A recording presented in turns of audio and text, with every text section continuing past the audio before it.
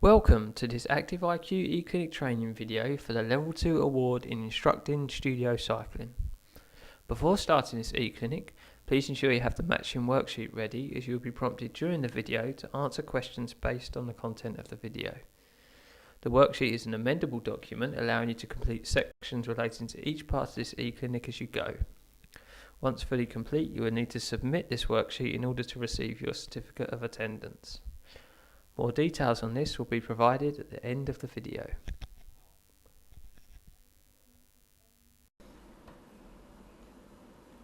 Okay, so let's look at the aims and objectives of this session. By the end of this eClinic, you'll be able to identify the units within the qualification, the unit assessment guidelines for the Active IQ Level 2 award in Instructing Studio Cycling, and you will be able to evidence what the learner is required to complete for each unit.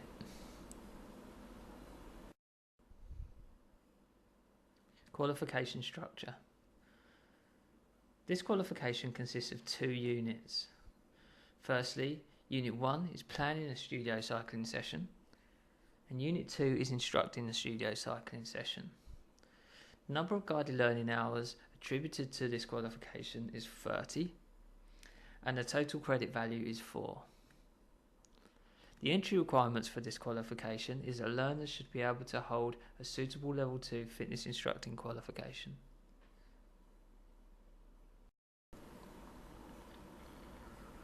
Unit 1. Planning a studio cycling session.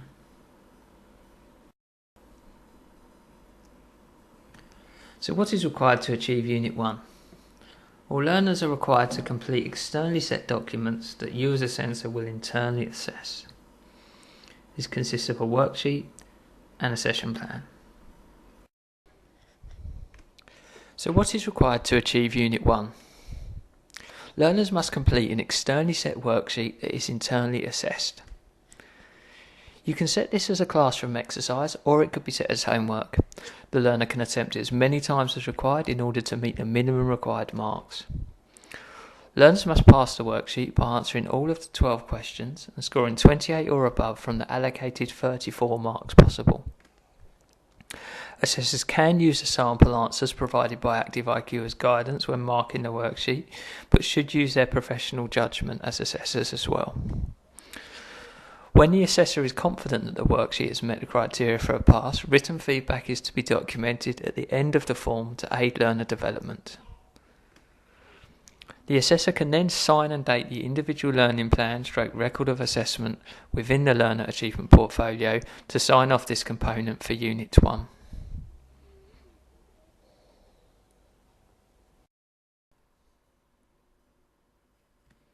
Okay, so what else is required for Unit 1? Learners must complete externally set session plan documents that are internally assessed. So the learners complete all aspects of the session plan provided within the learner achievement portfolio. The session plan must be for a completed studio cycling session or class. Assessors can use the sample plans provided by Active IQ as guidance when marking the learner's work. When the assessor is happy that the plans have met the criteria for a pass, then the assessor can sign and date the plan. The assessor will then sign and date the individual learning plan record of assessment within the learner achievement portfolio to sign off this component for Unit 1.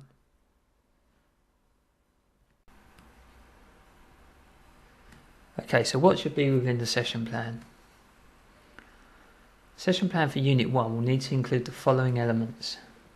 There need to be an appropriate introduction, warm-up, main component, cool-down, flexibility and feedback phases. Within the session plan, the learner will be required to document the timings and tracks that are going to be used, the profile and riding techniques that are going to be used, and that's within each phase, the handlebar techniques and hand positions within each phase, and the teaching points and any visualization techniques that are going to be used for each phase.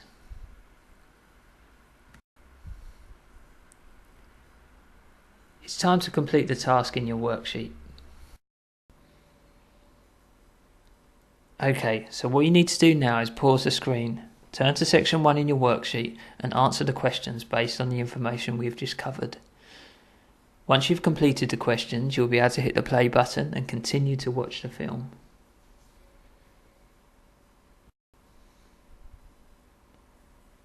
Unit 2. Instructing the studio cycling session.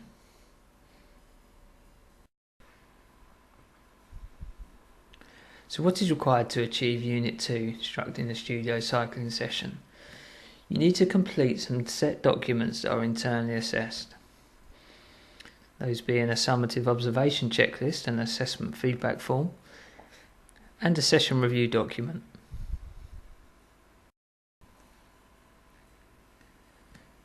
Okay, so let's look at the summative observation for Unit 2. The assessor needs to observe the learner demonstrating instruction of 3 profiles to a group of between 5 and 12 participants. The session should be planned for approximately 15 minutes in total and can be part of a session planned for Unit 1, but this is not mandatory. During the assessment, the learner must welcome and screen the participants and explain and demonstrate the setup of the bike. Following the session, the learner needs to gain verbal feedback from the group about how the session went so that they can complete their self-evaluation form.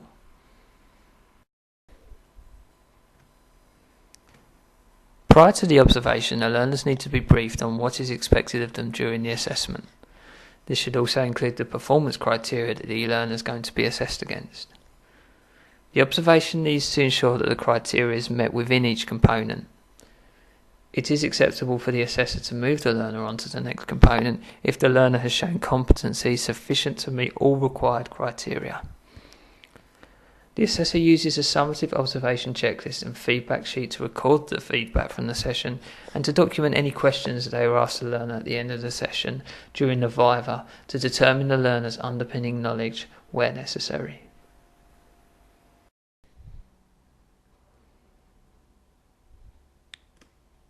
Okay, so when assessing the observation, you will use the observation check sheet. This can be found inside the learner's learner achievement portfolio. The assessor needs to complete each box on the checklist with either a tick, a cross, a bullet point or a Q for question. If the performance criteria has been met for each component, place a tick in the box. If it has not been met or seen, place a cross in the box. If the performance criteria has been met but you would like to make a comment, and this could be either positive or constructive, place a dot in the box. If you'd like to ask a question to clarify knowledge and understanding, place a Q in the box. A note on questions cannot replace a tick. If you do not observe a particular performance criteria, then you cannot ask a question as a substitute. An overall referral can be made in 2 ways. Firstly, if the learner receives a cross in a shaded box, and also if the learner incurs a high proportion of crosses throughout the assessment and is deemed not competent.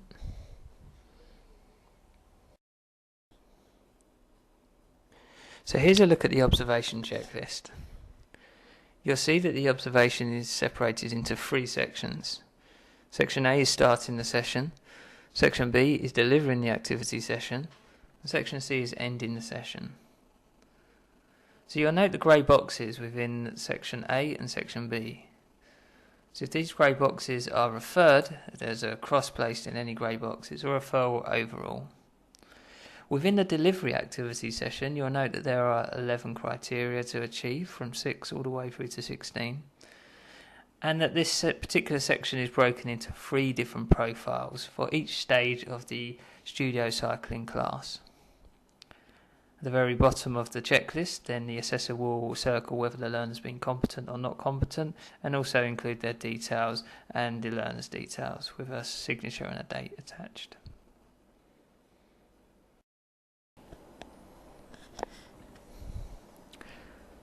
Following the observation, a session and self-evaluation document will need to be completed. Learners must conclude and review the session with their group and complete a self-evaluation immediately after the session has been completed.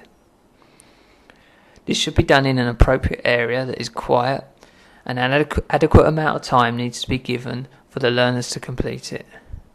This would be a minimum of 15 minutes. The learner needs to give as much information as possible on each question within the review. Guide the learners away from documenting brief answers. As the assessor, once you feel that the document meets the criteria to pass, record some constructive feedback based on the learner's self-evaluation skills and sign and date the document along with the learner's signature. The assessor can then sign and date the individual learning plan, record of assessment with the learner achievement portfolio to sign off Unit 2.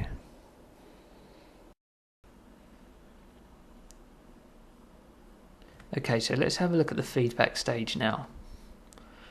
Once a session review has been assessed and any questions have been asked, the assessor should then inform the learner if they are competent or not competent based on the skills observed during the summative assessment. The assessor will need to highlight the outcome of the assessment by circling either competent or not competent on the summative observation checklist. Following this, the assessor will then need to read out their feedback to the learner that they've recorded during the session, highlighting areas of good practice and where learner skills should be further developed. The assessor should then give the opportunity to the learner to ask any questions with regards to the comments made or the assessment decision. If the learner is happy with the feedback and the comments, then they need to sign and date both the observation checklist and the feedback sheet. The assessor will also confirm this by signing both documents.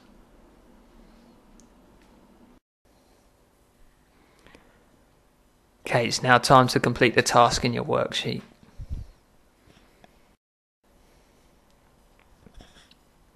Okay, what you need to do now is pause the screen. Turn to section 2 within the worksheet and answer the questions based on the information we have covered. Once you've completed the questions, you can hit the play button and continue to watch this film. So we're now going to have a look at the stages of observation. We're going to look at the 7 stages in the order that they should occur. So step 1 is the initial learner briefing. Within this step, you'll be looking to cover the assessment criteria, including showing the learner the actual assessment criteria checklist. You'd also look to explain to the learner how the assessment is going to work and at what stage various things are going to happen.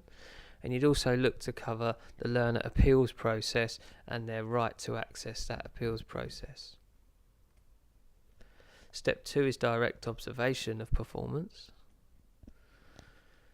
Step 3 is where the learner, maybe in conjunction with the client, gather feedback on the performance that's just occurred.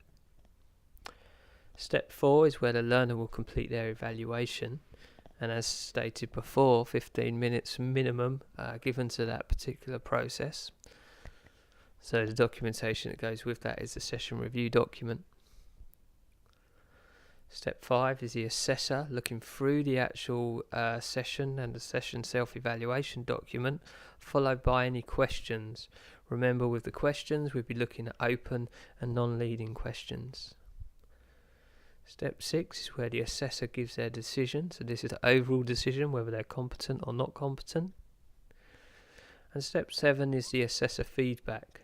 So we'll be looking at constructive, concise feedback that's relevant to the performance criteria and is well documented in terms of a written format and also presented well to the learner verbally.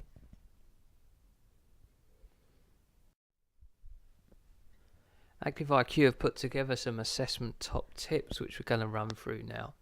This is for best practice in order to help you with your assessment. This can be applied to this qualification or any other Active IQ qualification. So let's take you through these now.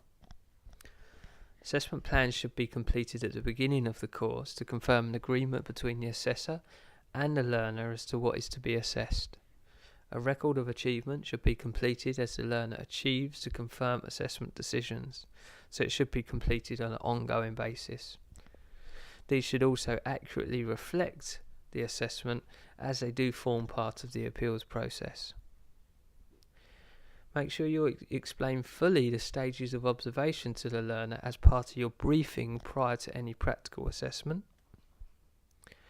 Only assess to the assessment criteria listed and not what you would like to see from the learner. When giving feedback and assessing the learner's session and self-evaluation, remember that you are assessing the learner's ability to self-evaluate, and you shouldn't really be commenting on their performance within the practical session. so a learner could acknowledge particularly poor performance within that session as part of the self-evaluation. When assessing worksheets, ensure that there is a clear audit trail and this is visible. So mark each question with ticks, crosses and circle marks awarded. Allocate marks given for each pertinent answer rather than deducting marks. So we're really looking to mark by inclusion and not exclusion. Give annotations throughout where appropriate and a clear overall decision at the end. So this will help the learner with their future development. If a worksheet has 6 marks allocated to a question, then the likelihood you're looking for 6 pertinent answers. Ensure your learners understand this principle prior to completing the worksheets.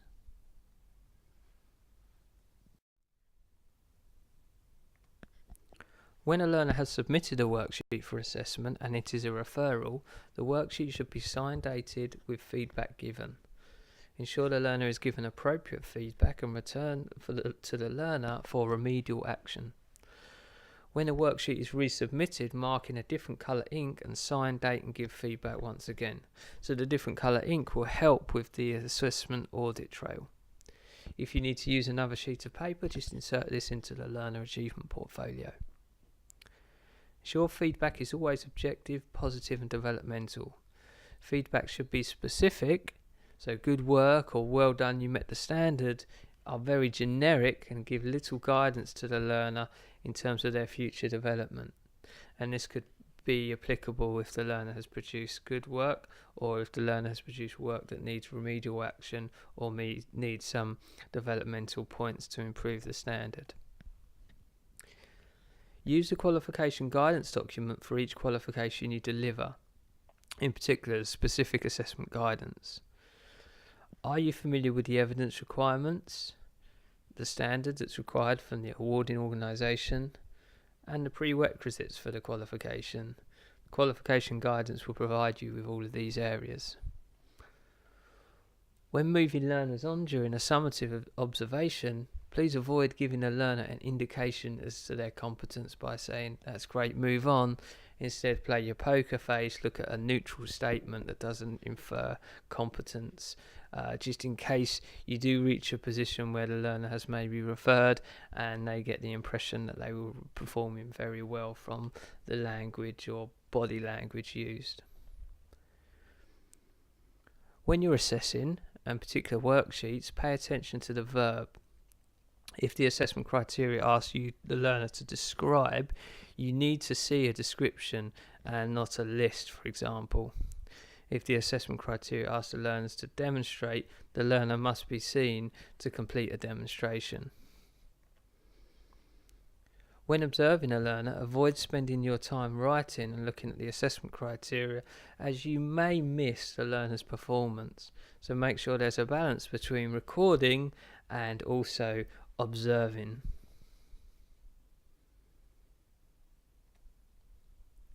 And finally, if you see a box within a learner achievement portfolio, then it probably has to be populated, so fill it in.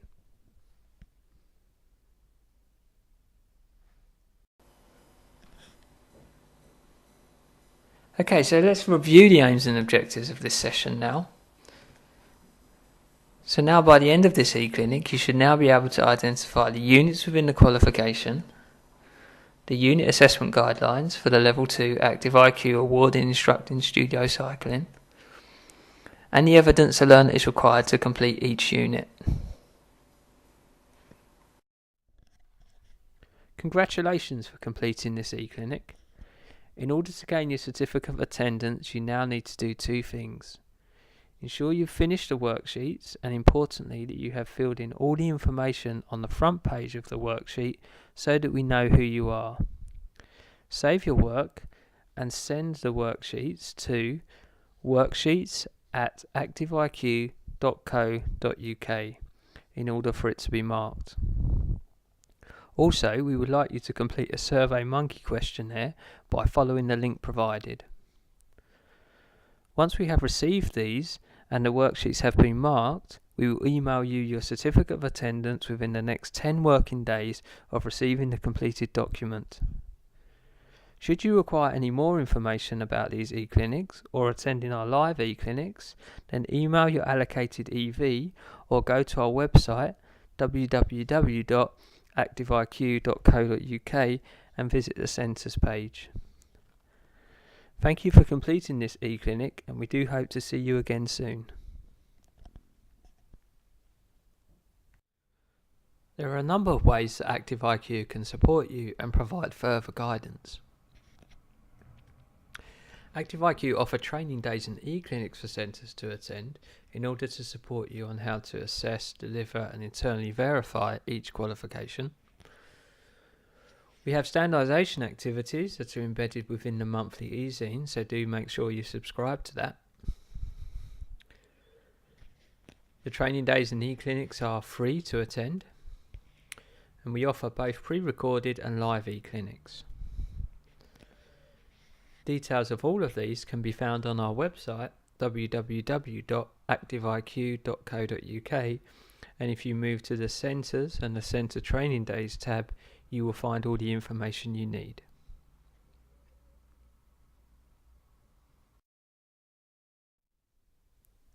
ActiveIQ also offers further learning. Why not access the LinkedIn CPD available on Talking Active Leisure Qualifications that can be found in the following link. You need to look for the posts that start with the diamond symbol. Read the article, research the papers, reflect on and evaluate the information, and provide any opinions or thoughts via the comment box. Reflections that sufficiently contribute to the discussion will be rewarded with evidence of 1 hour of CPD.